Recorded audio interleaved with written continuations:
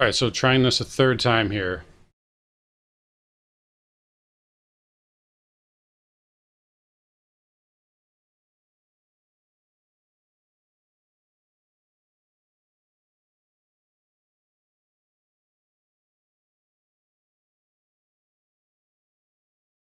Just going to try and share this 1 second.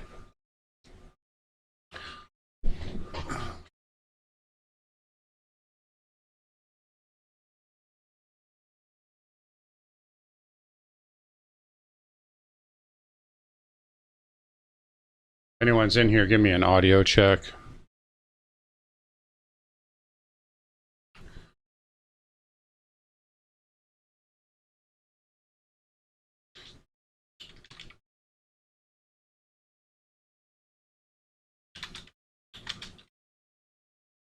Is there, good, thank you. No echo, no music?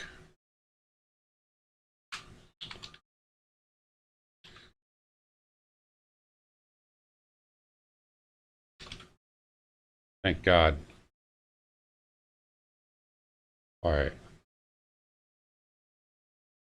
The FOMC tried to keep us down. They didn't want us to do this stream. They knew that, look at it. Oh man. And look all this stuff I missed. I had to restart Thinkorswim.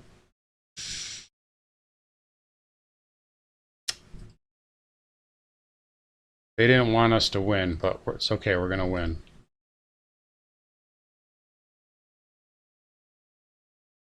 Awesome. So as I was saying, yeah, market's getting a bit of a pop here, but if you notice, let's just pull up the important stuff here. So yield,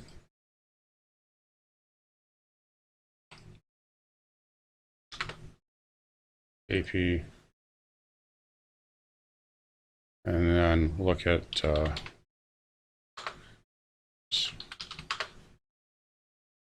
okay, here we go. So initial reaction, market's getting a pop, and they were really up all day long. VIX down a whopping 12% before the FOMC even started, which is kind of unheard of.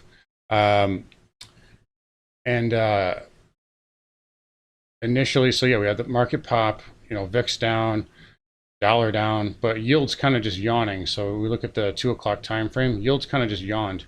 Now yields moving up a little bit. I pointed this out, not sure if you guys caught it, but IWM went positive for the week here.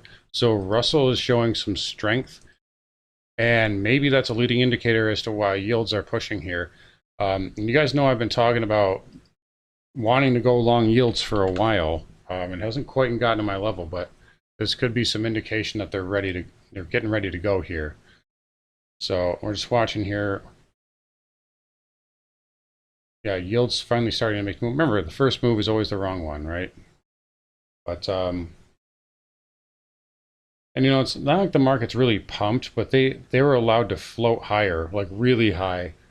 They weren't ripping. You know, like a rip, in my opinion, would be like what we got here. This is a rip, but they were floating higher without any sort of contest, really. So it's strange to see them pumped that much and the VIX down that much. Usually there's a little bit of hedging before the FOMC, but not today. But yeah, anyway, as I was starting to say before we had those issues, I'll try and go for a little bit here. If we start getting into certain levels, I'll probably cut the stream short because I want to make sure that if we have any trades to send out, I want to send them out to patrons, and I want to be able to take them myself, obviously. But yeah, if that does happen, I'll just do another stream at like 4 o'clock. But yeah, Carney Crew. That might be a little cheesy, but it's I'll allow it. Let's see. Yeah, Bitcoin getting a nice pop here. So Bitcoin really erasing all of yesterday's losses so far. But it's all about where it closes, though. Look at GLD. Just in the time it took me to restart this, look how GLD's negative, or gold is negative. Look at that.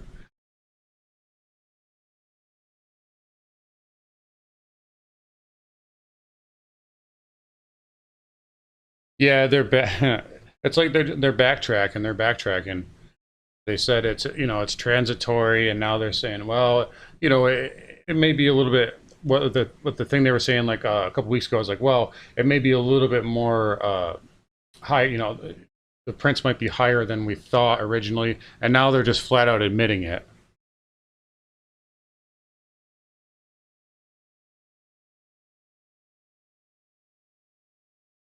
Oil cell signal. Um, Oil's holding up.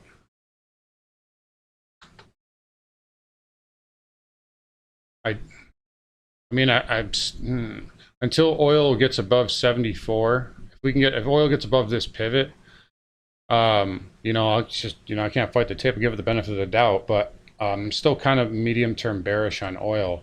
But this is a nice little bullish pattern. You had this little breakout and then this back test.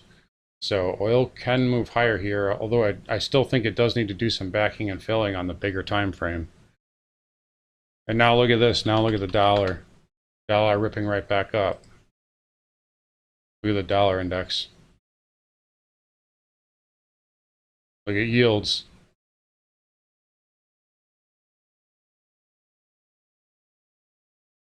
There's all sorts of reversals going on here. This is, as swing traders, this is the reward we get for having to sit through the summer doldrums, But we'll have some nice trades coming up soon, I think. Usually September, October, November are really good months for swing trading. Summertime, it's tough. Like you guys have noticed, I've been very cautious in Patreon. Like I haven't been posting too many trades, and some of the trades I post, like I'm urging caution on position sizing and so on, because I know the market is extended and it hasn't hit the 200 moving average since in 15 months, really July of last year. And we got to stick with the trend, but at the same time, you have to be careful. But as soon as we get a little bit as soon as the market stabilizes, whether that's up or down here, off of whatever move it's going to make here, I'll be able to get a way better reading, and there will be some good trades available. As of right now, we're still holding our ones we have, and they're doing okay.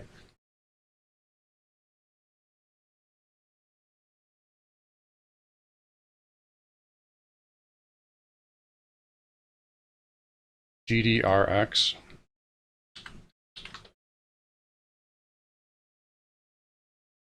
This is a pharma company,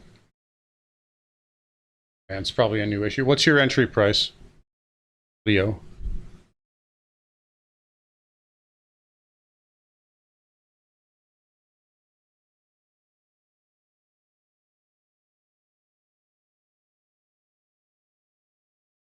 Yeah, and Brandon, if I get a sell signal on oil, I'll tell you. We'll take SCO, but I don't have one right now. But yeah, Leo, if you give me your entry price on this, I can help you out. Yeah, Kevin. Yeah, the implied volatility alone is probably doing well right now. Baba, it's a tough tape. If you wanted to take this long with a small position, or even just buy like calls, using a small position buying calls, I would not fault you at all. I don't know if you saw my post the other day. I've been bringing this up recently, but if you look at the FXI, you've got a nice MACD and RSI divergence. Same thing on, VIP Shop, Baba, B-Key, I think IQ. Yeah, IQ. Like, so there's a lot of these JD is actually holding up really well, but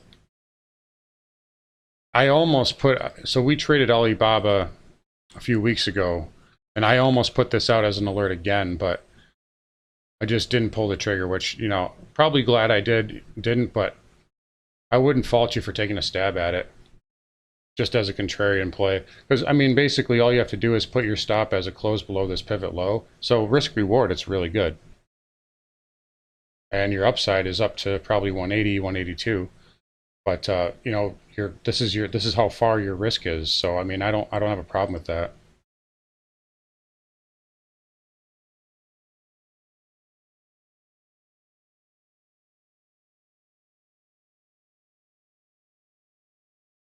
Let's look at EOG. I don't know much about this company. Um, it looks like it's outperforming the XLE though, just off of first glance. So that's not bad. If I knew more about the company, I could tell you. But yeah, the chart. You know, this is going to trade basically with the XLE. So whatever that does, it's going to kind of mirror that. But it does look like it's outperforming a little bit. If it's going to move higher, it's going to have to consolidate to get through this big red bar. So it's going to have to go sideways a little bit, in my opinion here. But yeah, it definitely looks like a stronger name in the energy sector for sure.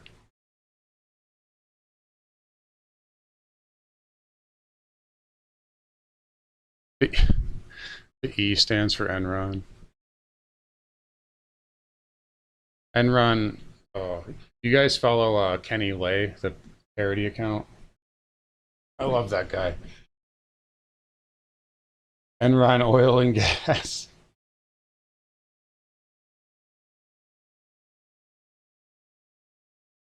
Oh man. All right, so let's take a look here.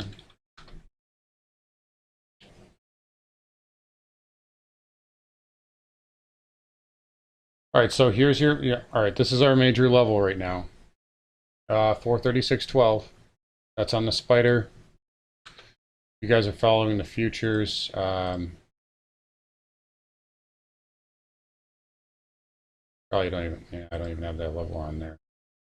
Yeah, that's going to be a good level there. 43.47.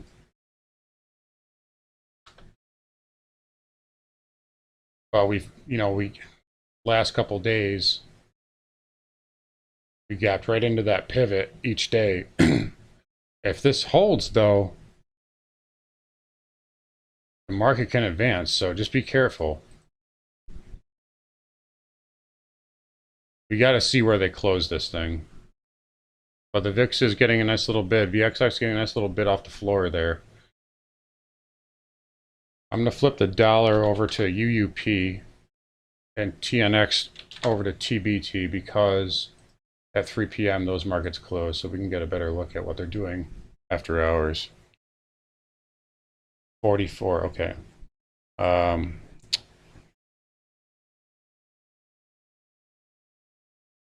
GDRX, that's right.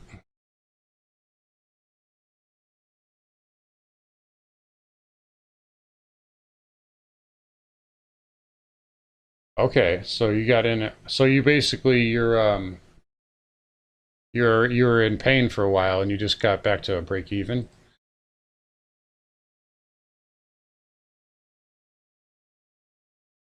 The 44 right around there. Yeah, I mean if it's up to you.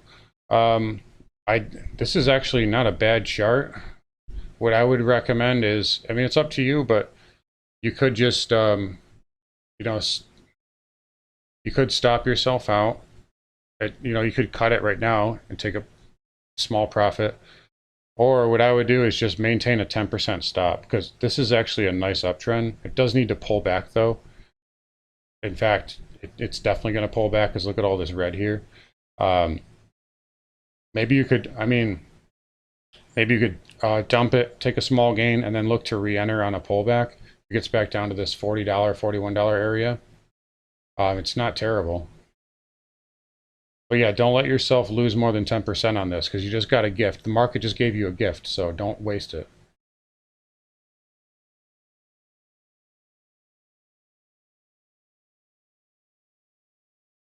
It could get to 51, but it's already kind of overbought.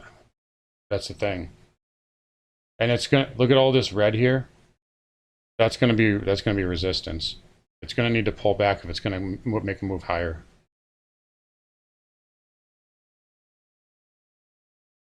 But this isn't bad. Like I said, you could dump it and then pick it back up on a pullback. If it pulls back to that $40 area, 41, it can definitely move higher.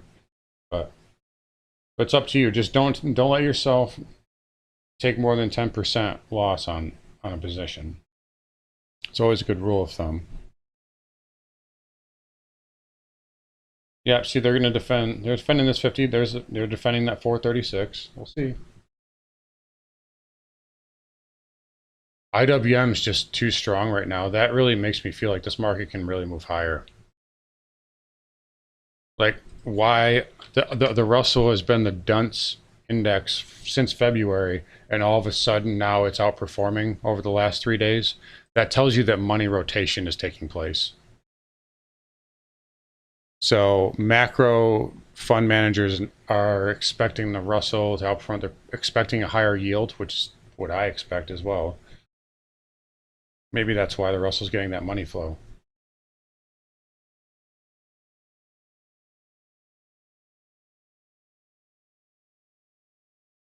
Yeah, well, I'll put it this way, Leo. You can't go broke taking a profit. Sometimes, getting yourself out of a bad trade is, yeah, you might leave some gains on the table, but getting yourself out of that trade and just getting past that is kind of like worth the peace of mind.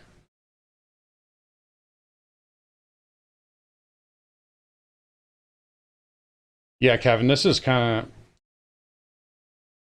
of they're defending this 436 area right now. Now we got an hour left. That's why I want to see where they're going to close it. I don't want to make any type of swing trades right now. I mean, scalping and day trading is one thing, but I have to see how it shakes out. I always hate that they have these FOMC decisions at 2:30 or at 2 o'clock, and then they have the Fed chair talk at 2:30 because it only gives the market an hour and a half to digest the move. And that's after like 5 hours of the market just sitting there waiting for something to happen. Oh, GA will be talking for a while, I think.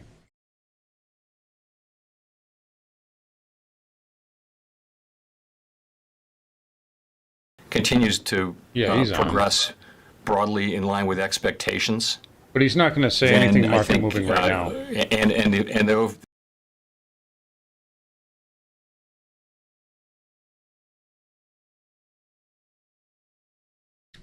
No, I won't take any trades off of his statement. What I'll do is I'll wait for the market to settle and show me what it wants to do, and then I'll take the trade if necessary.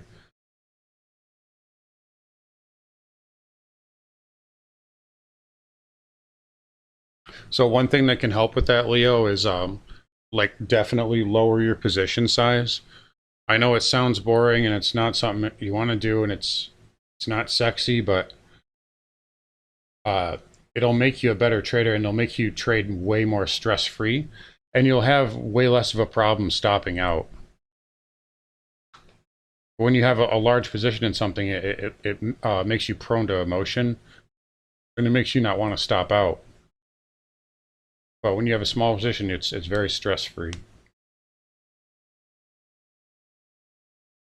GOTU, tell me it's at like $10. Oh, I'm just kidding. 31%. Yeah. Look at that. I could go on about this stuff. Probably is a little off topic, but this is total CCP nonsense going on right here. And they did this on purpose, if you ask me. This is something they like to do. They have no problem doing this because then they can buy it back, take the company private, buy it back, and then make a ton of money off of relisting it on the Shanghai. So it's totally manipulation.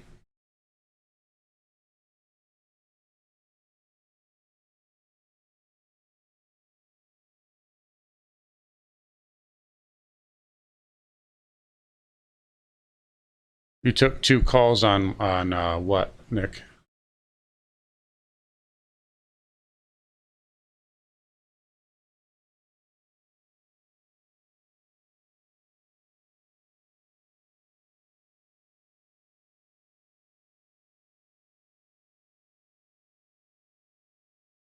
But I do love that. I mean, the reason why we took Baba long last month is I mean, I love this level. It's just hard to, you take the all-time low to the all-time high and you get a perfect 618.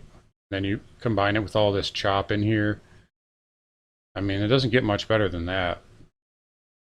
But, you know, we got a decent little bounce off of it, but just hasn't had any follow through.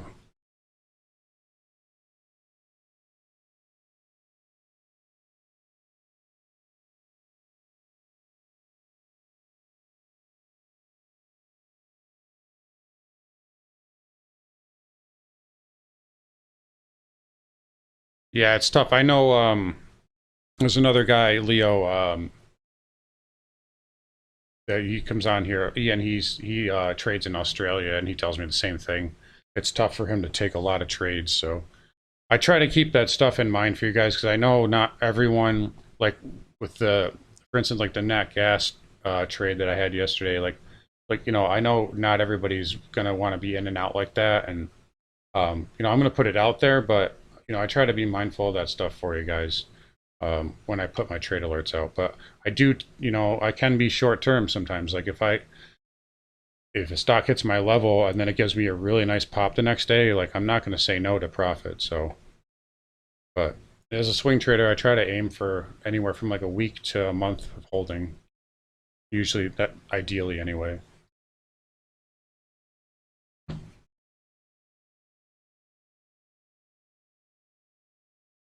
Okay, Greg, what's your entry price on GOTU? Um, and then to answer Nick, what's your expiry? What's the expiry on your calls? $180 a month. Oh, a month out. So like today, you did that or recently?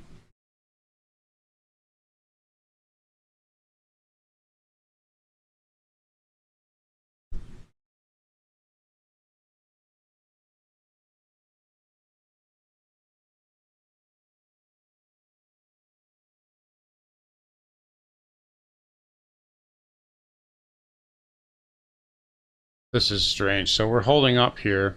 We're holding up reasonably well. The dollar is also maintaining the high of the day.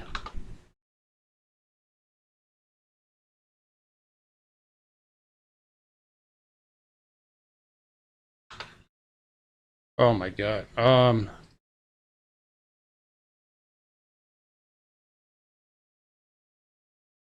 I would, this is what I would do. This is not financial advice, but I would be happy to take a break even right here because you're into resistance. And yeah, this thing could, I mean, I don't know how big of a position you have in it. Maybe you have like 0.5% of your portfolio into it. I don't know. But if you have any significant position in this, um, this is a stock that could announce bankruptcy tomorrow. It's also a stock that the CCP could say, oh, we're going to relax regulations, and it could end up being a $10 stock tomorrow. But that's a lot of risk to take on. Um, so I mean, if it's a small position, then yeah, I don't have a problem with you riding it out. But yeah, this is you got nice volume here, so there's definitely been some short covering. I would definitely keep. I mean, either I would either get yourself out break even or like give yourself a 10% stop or something like that. Because that is a lot of good short covering, I'll say that much. But there is some resistance right here at 340, 350.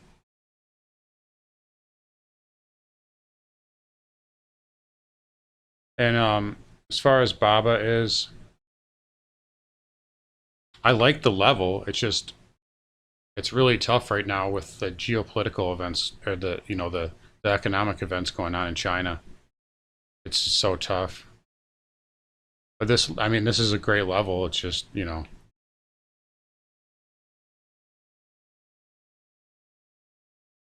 it's a good Playboy.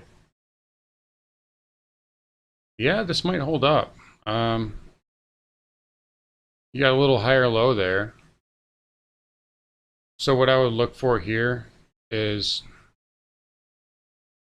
if it can make a move up and make a third higher low and go sideways, it could be a runner again. The problem is with a name like this, if the market rolls over, this thing's cooked. So just bear that in mind. 5%, I would be real careful. I would be real careful with GOTU if it's 5%. Um, I'll put it. I would just do it this way. Like if it closes below a 10% of your average, just stop out. That's not even that big of a loss. That's like 0.5% of your entire buying power loss. That's not a big deal. But maybe it wants to again like that's good volume there. That's a lot of short covering going on. So who is to say this doesn't gap up to $4 tomorrow? So if you wanna play it that way, I don't have a problem with it.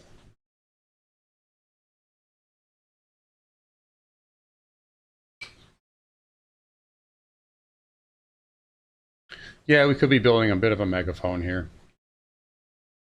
Triple Qs, same thing. But dollar's still pushing.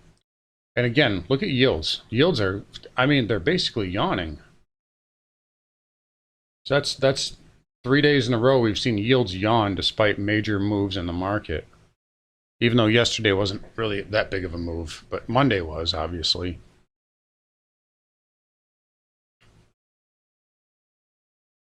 Here's one to keep an eye on too.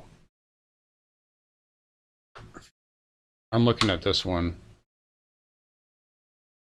We traded this a few weeks ago nicely. If this can hold on to, so this looks ugly right now, but if this can hold on to this green bar low by Friday, that could be like a sleeper long there on Peloton. But it also has a lot of support here around 89, 90 bucks. Just a little free idea for everybody. Yeah, yeah, just use your stop loss before that pivot low. Yeah, it's strangely underperformed though. Baidu's done so much better. FXI got a nice bounce, and it's strange Baba's not getting a bounce because that's like the flagship stock out of China. But Baidu's been performing well. JD's been performing well.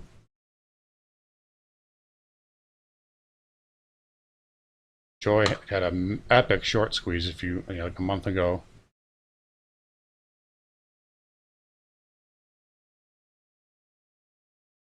Yeah, he really did. I mean, he's like so slowly walking into. It's like every month they like get closer to tapering by like a millimeter each time.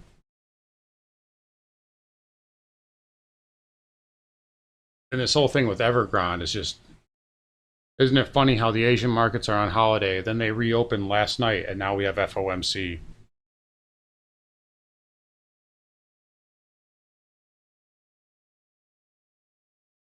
Yeah, we got knee jerk in the dollar and in gold.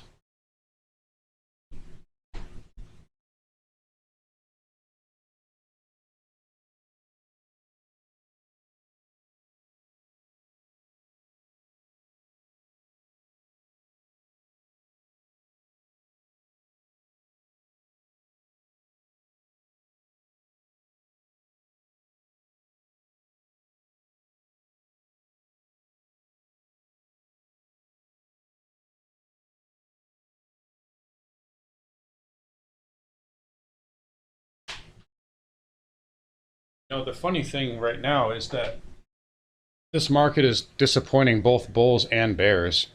It's kind of remarkable. So I know I talked with some of you guys about, if we get juiced on the FOMC, maybe we could look to enter a short if we get up to the gap fill, 50 MA, somewhere in there, off of a knee jerk. And we kind of got that, and now we're kind of back in, but we're not selling off. We're just kind of hovering here. So it's like they never make it easy for you. They never give you an easy signal.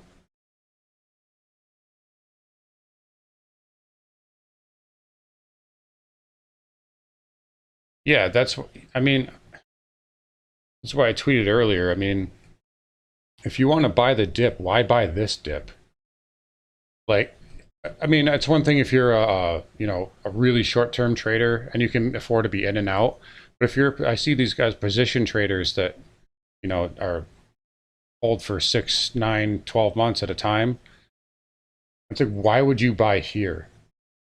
Assuming you've been buying the whole way up, you're just butchering your average. I wouldn't add until it gets down to the 200. If I was a position trader, because you're just screwing your average over.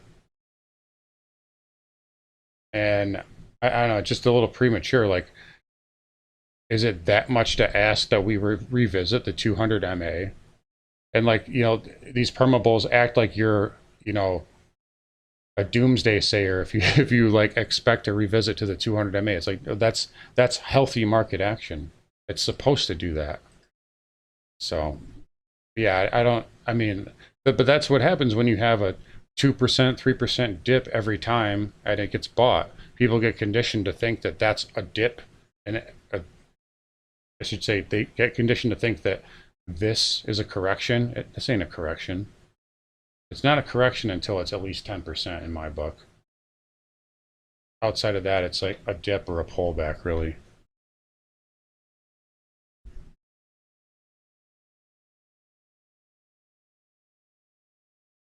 Yeah, yeah, it's a bare wedge. I think I showed you that level earlier, Kevin.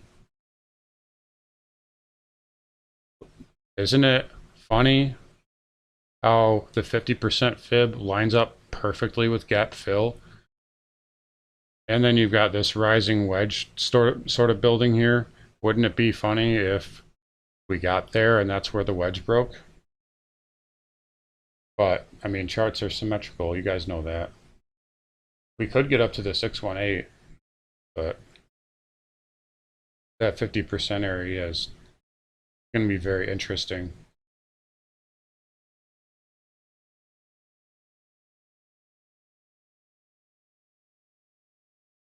The US dollar is not going to ever be great again.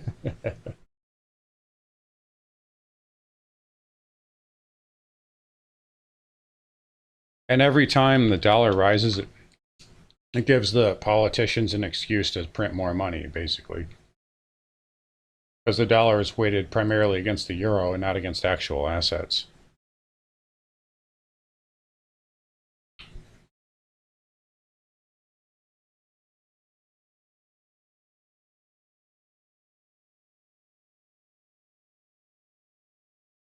Yeah, crude's still bidding. Well, I don't know. Crude's closed. Okay.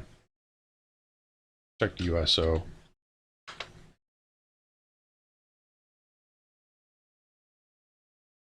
Yeah, so yeah, oil kind of fading a little bit off the highs since the commodity market closed. Oh, here we go. Look at the volume here, by the way.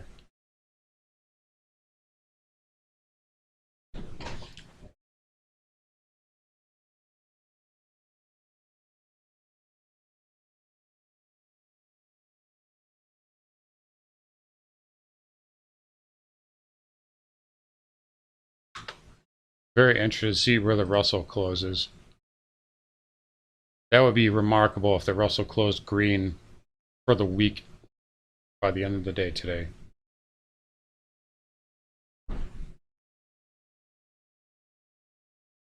Yeah, I mean, yeah, Kev, yeah.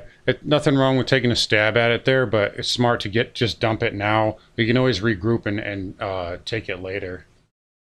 You don't have to be the first one to the party every time. Yeah, TLT. So, um, I'm just going to use the TNX, just so basically the inverse, 'cause that's usually what I do my work on. But I'm expecting yields to move a lot higher. Um, but I do think there's another dip in them before we do that. But I am looking to get into yields via TBT or something like that. But in the near term, yeah, I think TLT has a little bit more upside. But I think bonds are going to get hit pretty hard over the next couple of months or so.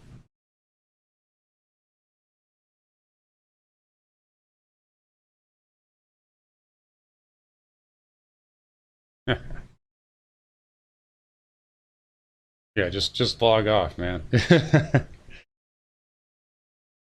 Let's see. Look at silver. Ouch.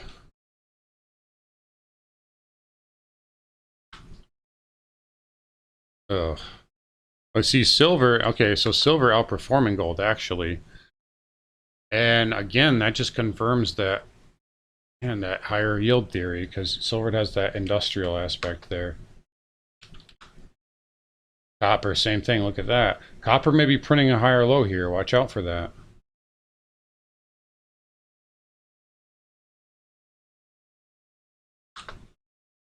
Look at platinum. Guys, look at platinum right now. That's a bottom. That's a reversal right there.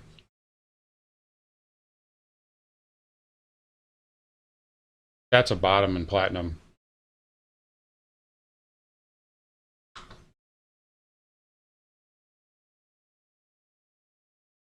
Ooh, look how oversold palladium was. Holy crap.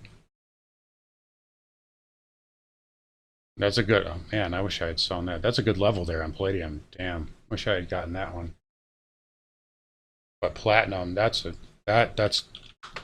reversal.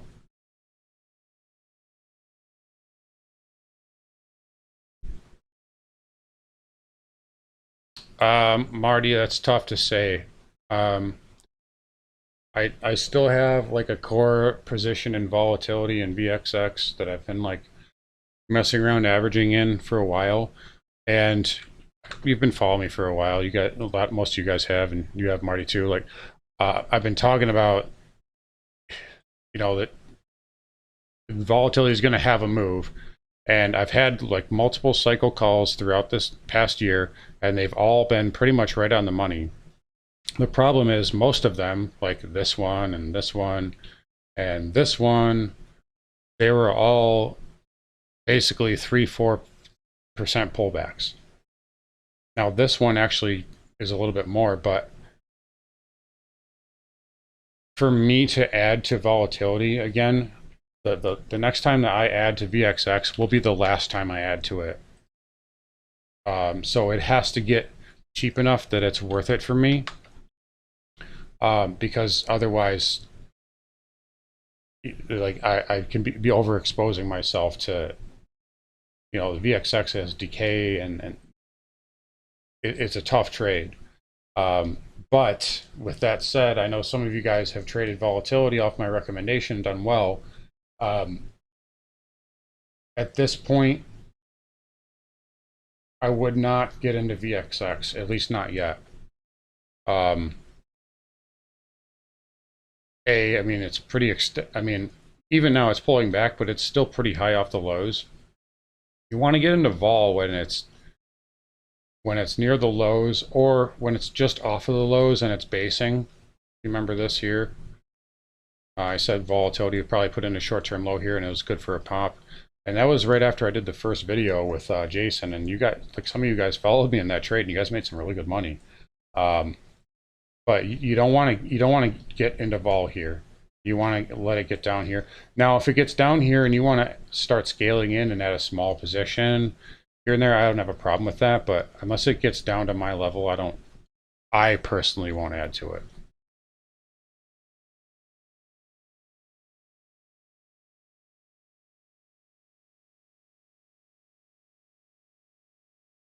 I don't know about the ETFs. I mean, I can just look at core and futures.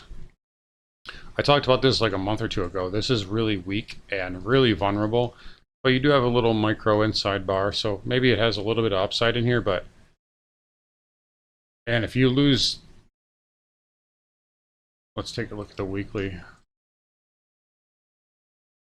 Yeah, if you lose 507, 500 on a weekly basis, this thing's going right back to 450, 460, maybe lower. And then wheat's actually holding up really well. I mean, I wouldn't like look to own it, but yeah, you do maybe possible M top there though. You have a little double top. You gotta watch out for the A. So an MA pattern up. There's your M, and then you have a higher low with an A. So it would be like that could be a reversal, but for now it's holding up.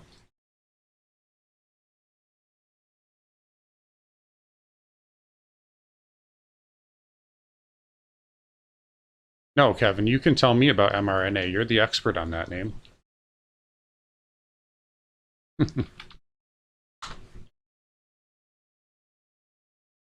Hourly rising wedge. Yeah, but guess what? Okay. So the first thing that jumps out here is you have like, it looks like it wants to push up here, but you have this inside bar. So, 44881.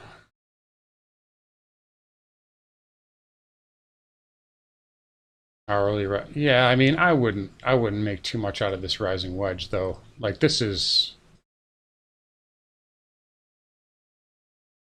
you're looking at this.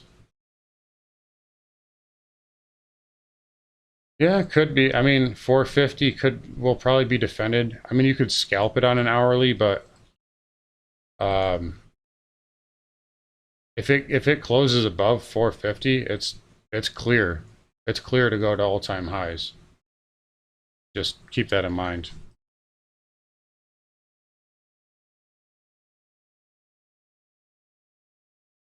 All right, so we got 40 minutes left. Here comes the juice here. At least that's what it looks like. By the way, I haven't even mentioned this, but probably should have, but look at the semis today. So semis have held up really well all day long and really led the market out of the gate. And you guys know my thoughts on that. But as of right, for right now, it's gap fill is still resistance. So 271, put that line in there. You almost got there already. But this hasn't shown anything. I mean, you got to the 50, had a nice tail, and you didn't even have I mean, you had a green day the next day. This didn't indicate that it wants to confirm lower at all or even test lower prices. So it's tough. I mean, I'm really cautious and I'm really neutral right now. I'm starting to get a little bit of an upside bias here. But you got to see where they close it. And I think more so than today's close, tomorrow's open is going to be more important. But at this stage of the game, I don't think I'm taking any type of swing trade today.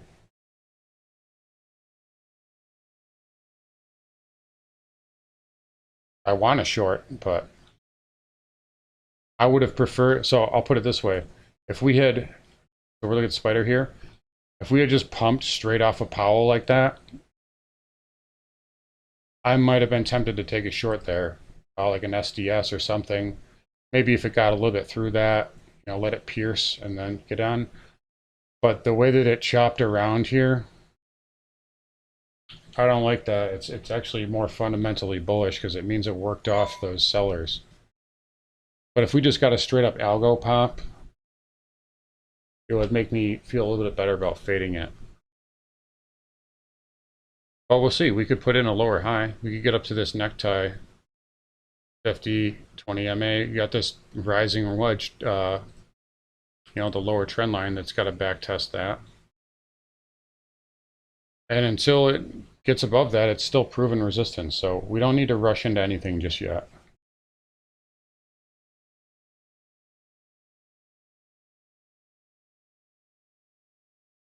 Oh, so you're long TLT? 154. I think 154.50 is a good target to I would definitely take some profits there if you're in the money, which you should be. But yeah, I don't think it gets up to, it could get up to 158, but let me just show you. It's not asymmetrical at all.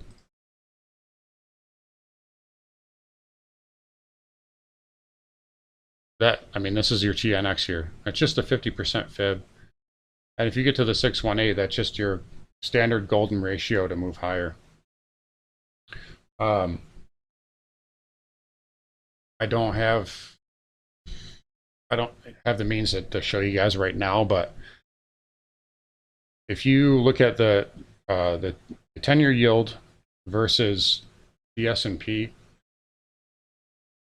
towards the end of the dot-com bubble, yields moved up higher with stocks. And they did the same thing in, I believe, '07. Um, I'll have to look this data up, and maybe I'll post it in Patreon or on Twitter or something. But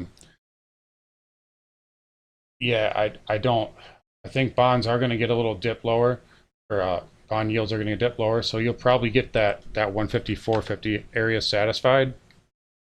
But I would protect your gains there. Trim your position or something. That's just my opinion, though.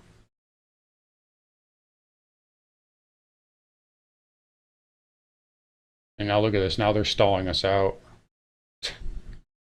They're not gonna. They can't make it easy. They can't just give us one direction.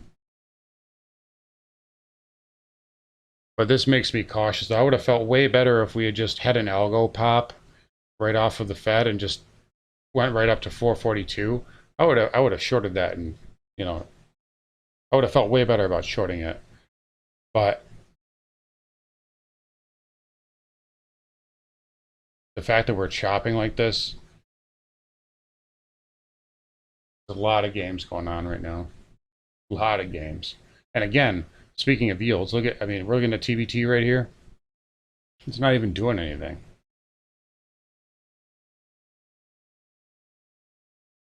TLT is still inside of this green bar. TNX is still inside. Well, okay, it's not. It's still inside of Monday's candle, though. So, I mean, and I pointed this out on Monday when we had that big sell-off. I was like, yeah, yields are lower, but like, look at it. It's not even, hasn't even taken out the local pivot low.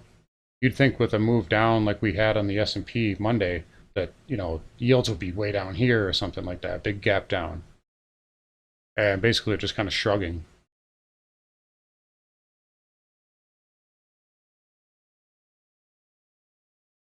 Bitcoin looks like the only thing that's not getting shaken around, strangely enough. That closed up there. Let's take a grayscale. Comics is closed. Yeah, a little bit of dip.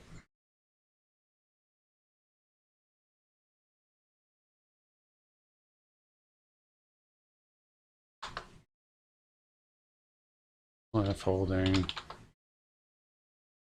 Yeah, energy having a nice day.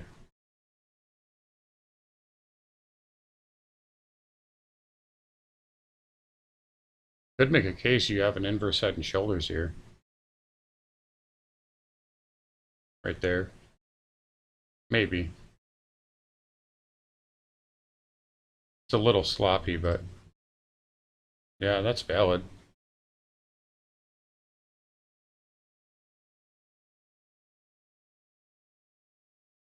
Symmetrical triangle on TLT.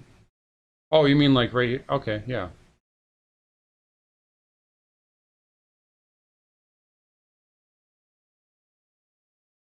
You mean like that?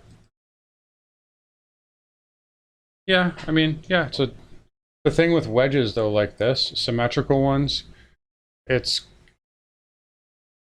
there's no real bias, so you just kind of have to go with the breakdown or breakout. And these types of patterns, the symmetrical triangles, are notorious for fake breakouts. So usually the first move is the fake one.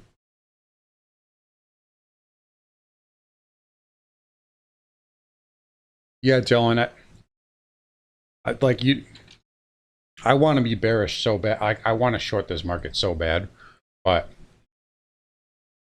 I read, I mean, there's all sorts of ratios and market sentiment indicator, but there's one market sentiment indicator I read earlier today. I'll see if I can find it on Twitter. I'll retweet it, but it was like some sentiment indicator that is right now it's the lowest that it's been since March 2020, which is hard to believe, but it's really not. I mean, like, look at the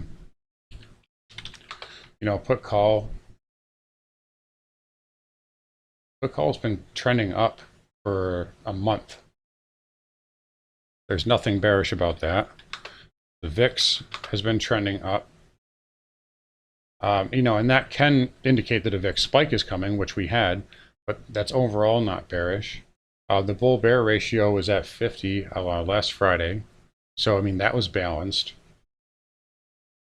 And I understand why people are bearish because this is the most ridiculous rally like ever. But the thing is, a lot of the times markets are driven by the function of the market rather than the fundamentals. Meaning that, if people are trying to short the market at the lows and they can't get it through the 50, it's going to cause a squeeze rally. It's just the nature of it. And, sometimes and that's why these rallies can last for so long. Because we're in a market where everybody knows this is BS. Everybody knows it's being held up by artificial, fake money. And so everybody's looking for the next crash. The problem is, until those conditions are really met, it's not going to happen. Unless we get a true black swan.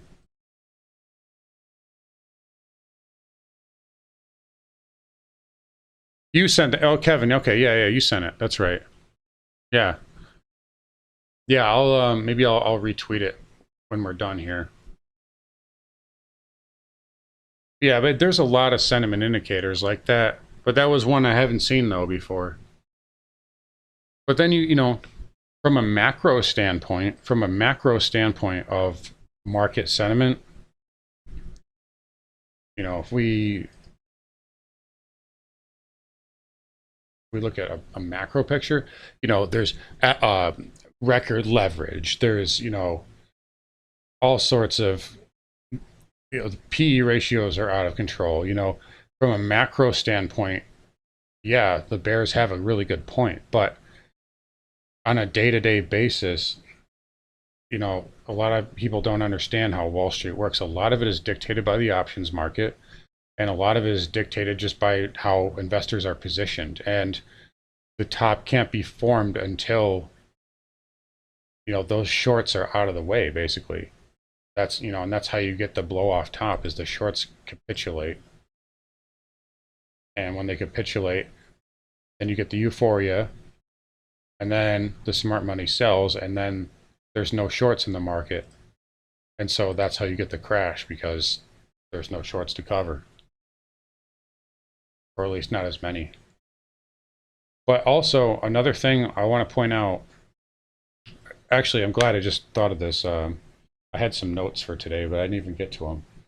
But so the first leg in a bear, so we're gonna, until we get back above these moving averages, we're gonna assume that this is resistance and that we could be in corrective mode still. Now, I'll say this, the first leg of every bear is always the weakest. So if we get up here and we print a lower high, the next leg down will be fierce. Like this looks like a really weak leg down, because it is. The buy the dippers come in fiercely, but once they get faded, it will come down hard.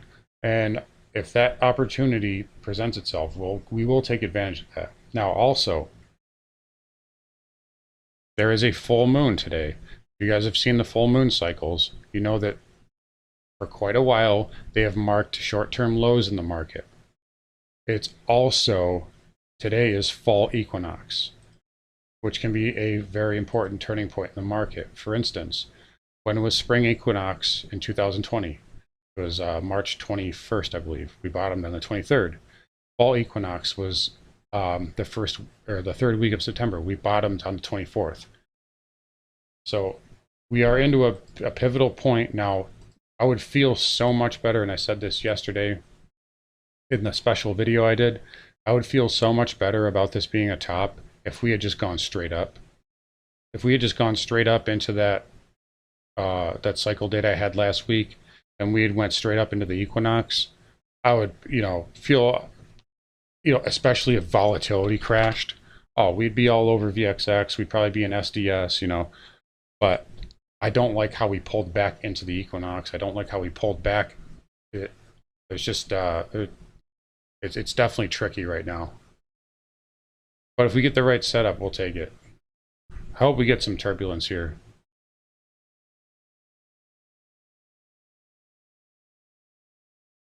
Yeah, and Greg, so yeah, there's not enough fear yet. And the important thing to remember, though, just because there's too many bears doesn't mean we can't have a correction. Don't don't mistake that. We could still go down to the 200 moving average, which coincides with this 415 support, and then we could blow off and then have a blow off move to 500 towards the end of the year. That's totally possible. In fact, that's something I'm kind of expecting. So yeah, just because there's short term too many bears doesn't mean we can't have a correction. In fact, a little minor correction like this would be the perfect way to get a lot of bears on board so that they can squeeze them, like squeeze the hell out of them. Because right now they're probably not going to, I mean, they're going to get squeezed if the market goes higher, but the squeeze would be way more epic if it was coming from down here. So, I mean, that's something to keep in mind. Let's take a look at Delta.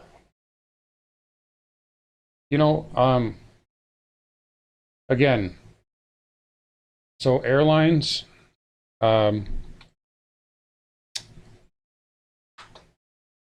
cruise lines, energy, financials, they're all going to do better with a higher yield. And if yields move up like I think they will, these stocks will outperform. Didn't I just talk about a potential inverse head and shoulders here on XLE? You can almost make a case for the same kind of pattern here on Delta. It's really it's weak, but let's look at the jets. Yeah, there you go, shoulder. I mean, this thing's triggering right now. That's a triggered pattern. It's got to close above this. You could make a case the jet, that's an inverse head and shoulders on the jets. If it closes above that, it's triggered.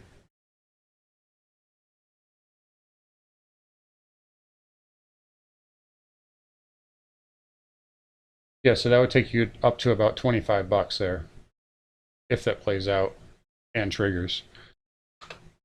But I like Southwest. AAL's turned it around a little bit here. But yeah, Delta's all right. JetBlue's a really good sleeper too. Just don't take United if you're going to play the airlines. United is like the city group of the airliners.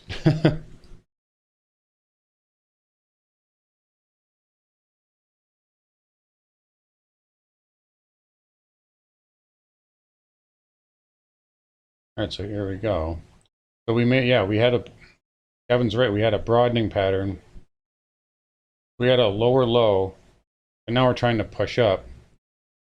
If we had made a higher low, it would have made it a certainty that we're going to pop, but now notice the VXX here, higher low there. Let's take a look at the actual VIX. I like using VXX and the VIX. So I do all of my like long-term, big picture work on the VIX, but I like to look at the VXX intraday because there's volume to it and it represents short-term volatility, which will tell you some things that the actual VIX itself won't. All right, JPM looking like it wants to push. Russell looking like it wants to push here. Semis.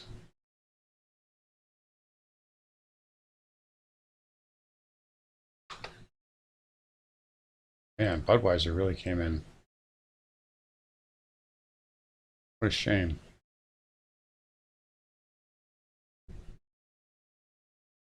All right. I'm gonna bring back my positions here. Dollar's still holding up though.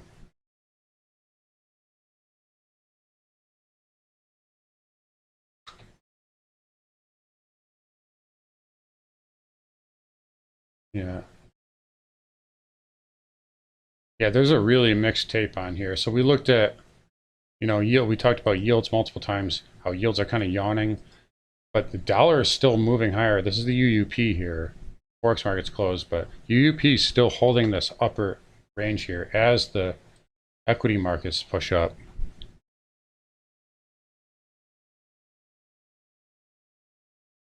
Yeah, Nick, I think there's a blow-off move to come too. But, and again, I said Monday, I was like, I'd be shocked if they didn't. I'd be shocked if we just like knifed straight through this 100 moving average. So I'm not surprised that there was a bounce here. And a lot of the time when you have a bounce like that after a move, you want to do some backing and filling. This market might just be doing backing and filling here. Let's look at it upside down. Does this look bullish or bearish to you? Always a good little exercise.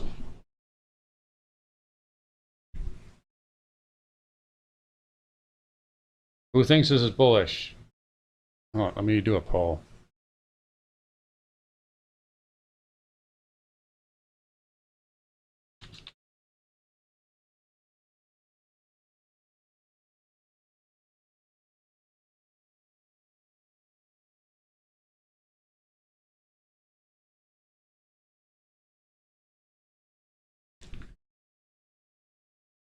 All right, so there's a poll in there. Vote on that.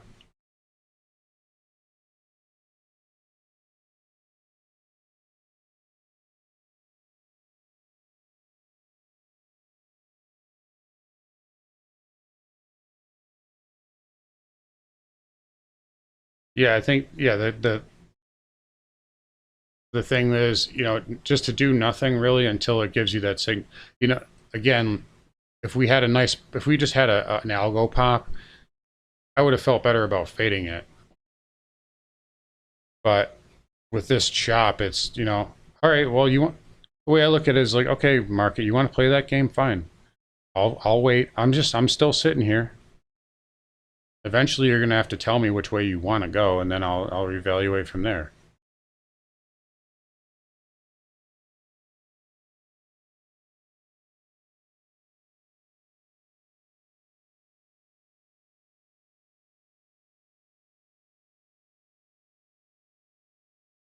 All right, so we got 62% to the bear side on this so far.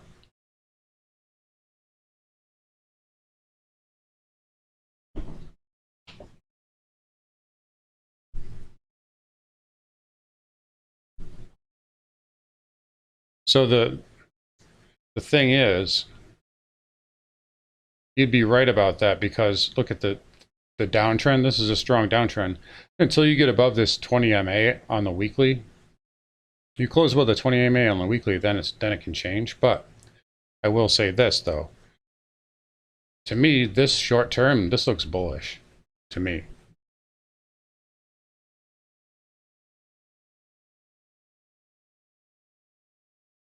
And that doesn't mean that we're going to continue lower forever, but it looks like we are ready to start a counter trend rally. Okay, so how dovish was Jay today? Pretty, I mean, like basically as dovish as you can be, right? Okay, why didn't we fill the gap? Why aren't we higher? Why aren't we testing the 50 MA yet? If everything was so bullish, what's the market waiting for? If everything was so bullish, why aren't the shorts covering, running for the hills?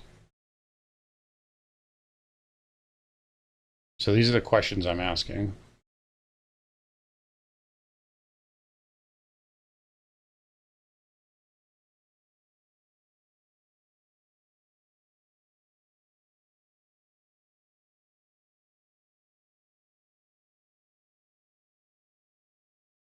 Now it looks like they're just going to close us in a range here. I have to say, yeah, if we close inside of the, if we close below 440, um, I'd I'd have like a slight short-term bearish sentiment. Yeah, because Jay Powell just gave the market every excuse to rally and it can't.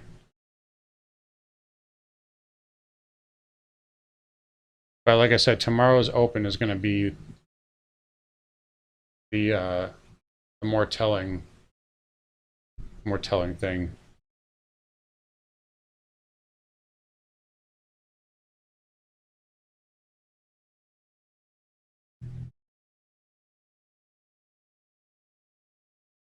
All right, guys. Well, I think I'm going to get going here. For patrons, I'll do a quick little wrap up of our positions, and we'll get that video out right after the close and get going on that. But yeah, if anything changes, of course, I'll let you guys know. I'll see if I can find that. Yeah, you're right, Kevin. It is. It's a Wednesday. That's a really good point. So we do have SPY and QQQ OPEX today. That's a really good point. That's why tomorrow's open is going to be very important, because the OPEX won't be in the way. Very good point.